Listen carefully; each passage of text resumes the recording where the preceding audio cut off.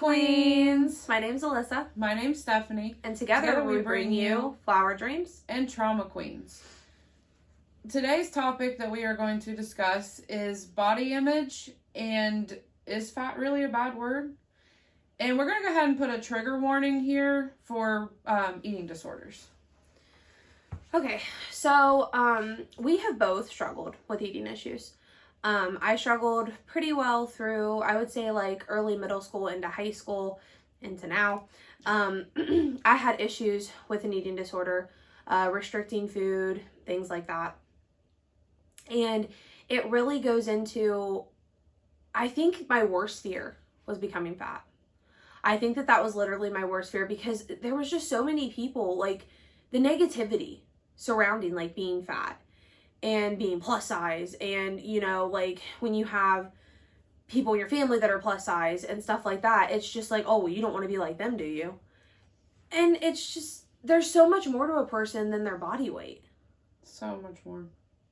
And if that was discussed more, maybe we wouldn't have such a stigma on the word fat.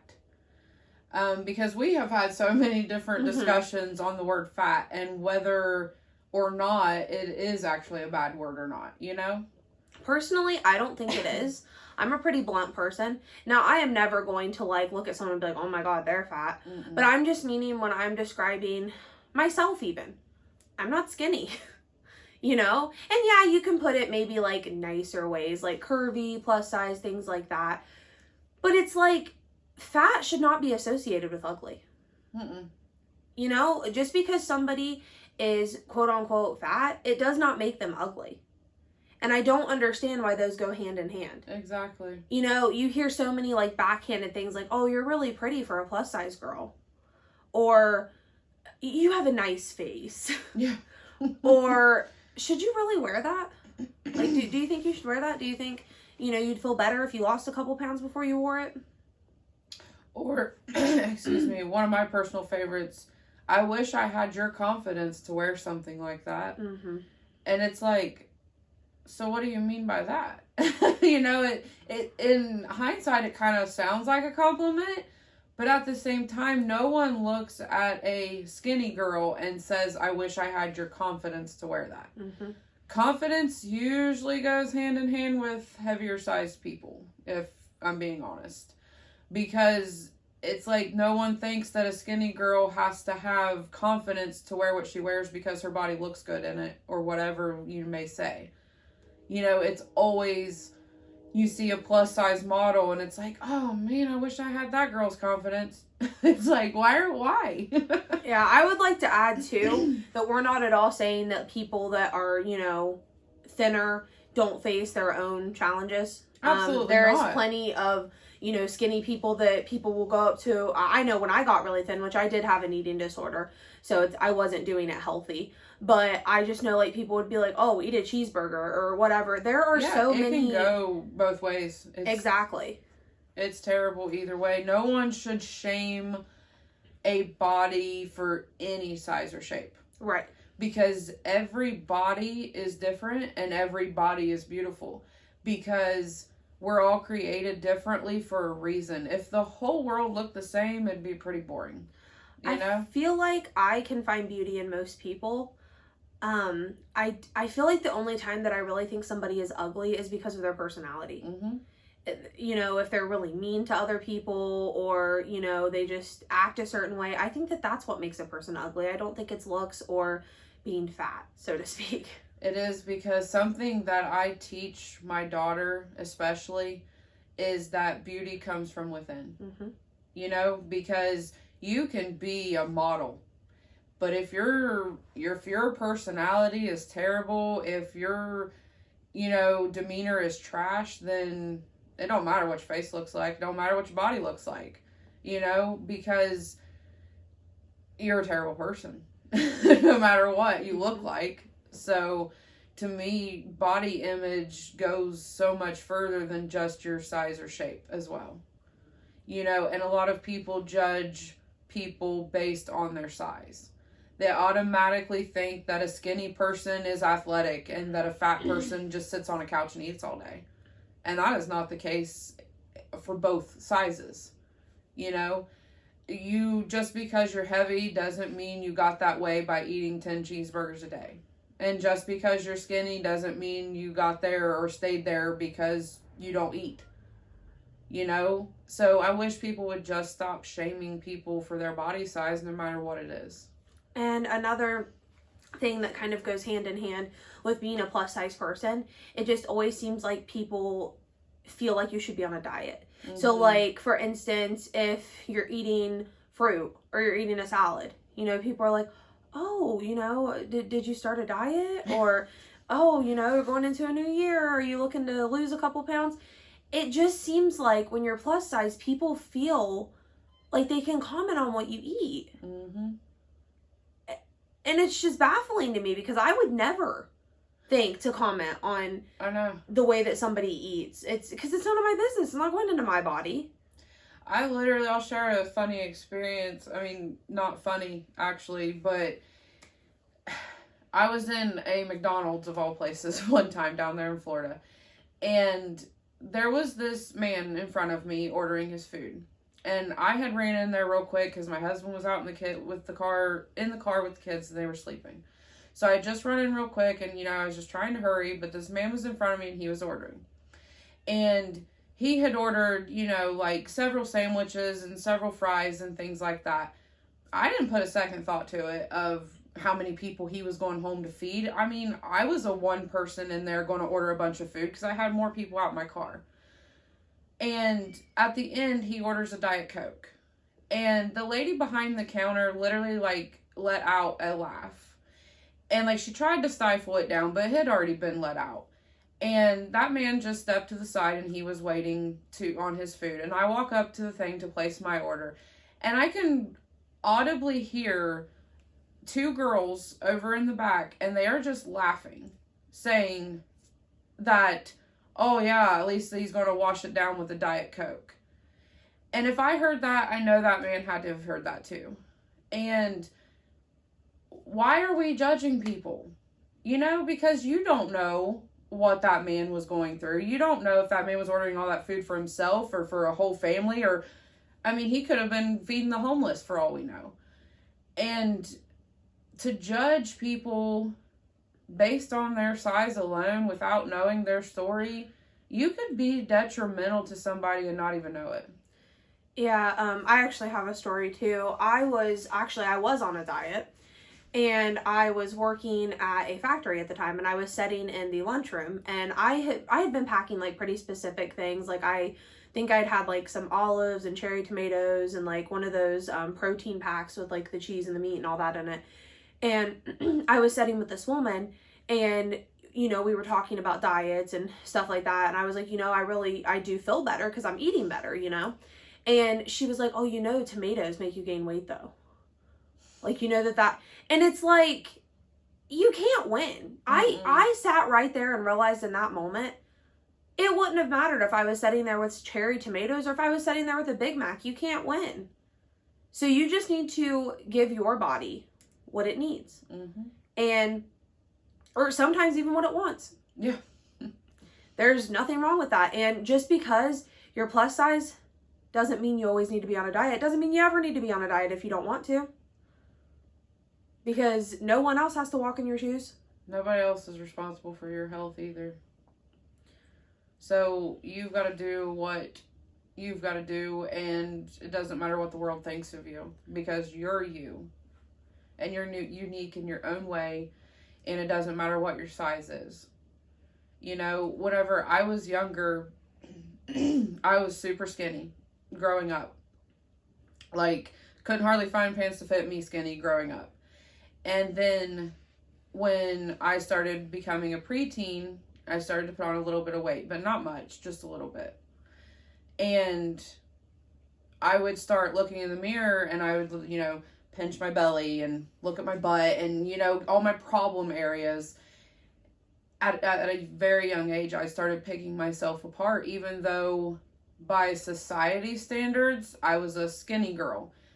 But already I had started to have some body image issues. And comments from certain family members and things like that led to me becoming very self-conscious about myself, because I had realized that I'd started to not be a rail anymore. And I thought, oh no, this can't be happening. And then I decided to go into cheerleading in junior high school. And I had a conversation with someone, and I won't say any names, but someone very close to me. And this person had looked at me whenever I shared something very intimate about myself, about how I was worried about my weight and that I was trying to make sure that I didn't let myself go. And this person very blatantly looked at me and said, well, honey, look around. There's not much else you can do. And hearing those words whenever you have quite a few heavier family members and things, hearing those words as such a young girl, it really broke my heart.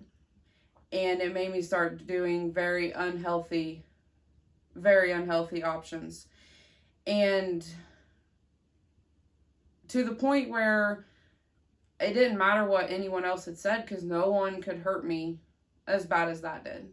Because it was as if it didn't matter what I did. I was destined for the future that they told me I was destined for. So it was like, why try?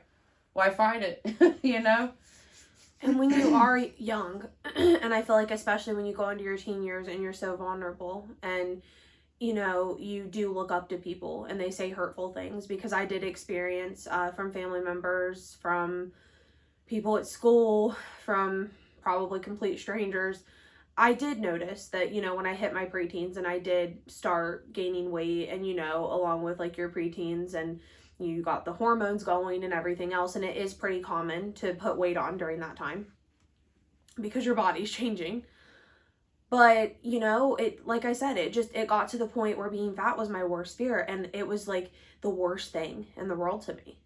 And when I look back, I think how silly that was, because there were so many worse things that could have happened. Mm-hmm. But I spent so many years obsessing and restricting, and it wasn't a life. You know, through high school, I was in and out of the hospital. I had vitamin deficiencies. I was just uncomfortable. I was cold all the time. It was no way to live, you know? And as an adult, I still don't have a healthy relationship with food. I can't seem to find the balance. I do still struggle from time to time to eat as much as I should, or sometimes eat too much. You know, it's like there's no in between. No. And when you grow up hearing negative comments like that, it really does affect you, and it makes for very unhealthy relationships with food. Yes, and I'm sure you'll agree with me because you've heard some of the same comments, and maybe some of you as well. Once you hear those words over and over when you're young, it's like it burns a permanent spot in your brain. And then when you become an adult and you're buying your own food, you will find yourself either at the grocery store or even in your own home opening up your refrigerator, and you'll start to hear those words again at certain times, and it'll catch you off guard because you're like, I'm an adult. I can make my own choices now. I don't have no one breathing down my neck, but yet you still hear those words. And my thing to you is be a better voice for those around you. Mm-hmm. Because if you want a voice stuck in your head, you want it to be a good voice, and you want it to be saying good things. Because the things that stick in my head, as far as eating goes, they're not good. They were not supportive, words. And I wish I had had more supportive, encouraging words. And I think another thing that's really important to remember is there are no good and bad foods. Mm-mm. Everything in moderation is good, And I'm not in any means an expert. Like I said, I still struggle every day. It's a journey. But I do feel like, I've gotten to the point where at least I'm not terrified to eat, And I do have days where the voices are pretty loud in my head and it makes it hard, and I do still restrict. but I'm working on it.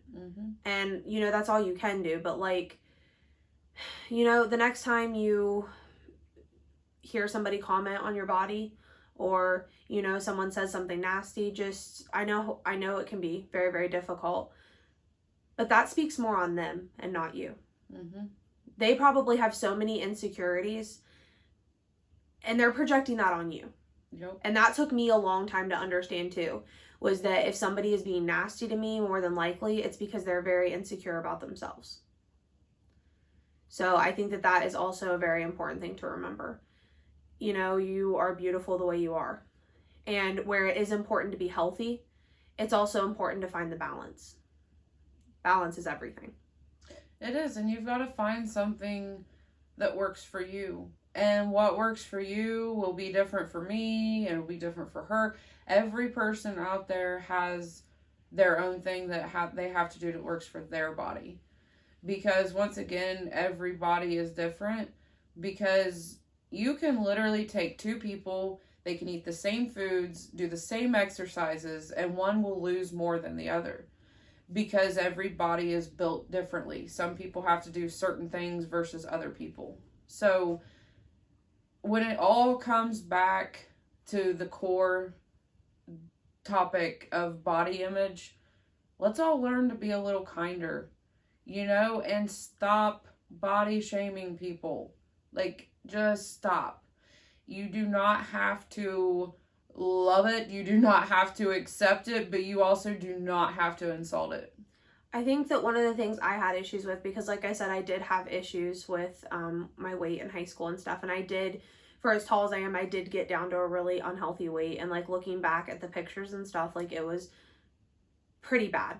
I think it was way worse than what I had initially thought. And then when I actually started looking back at pictures, I'm like, I was very sick. But it just seemed like whenever I did, quote unquote, get better, like I said, once you have an eating disorder, it's just something that you're going to struggle with for life. It's not anything that's just going to go away.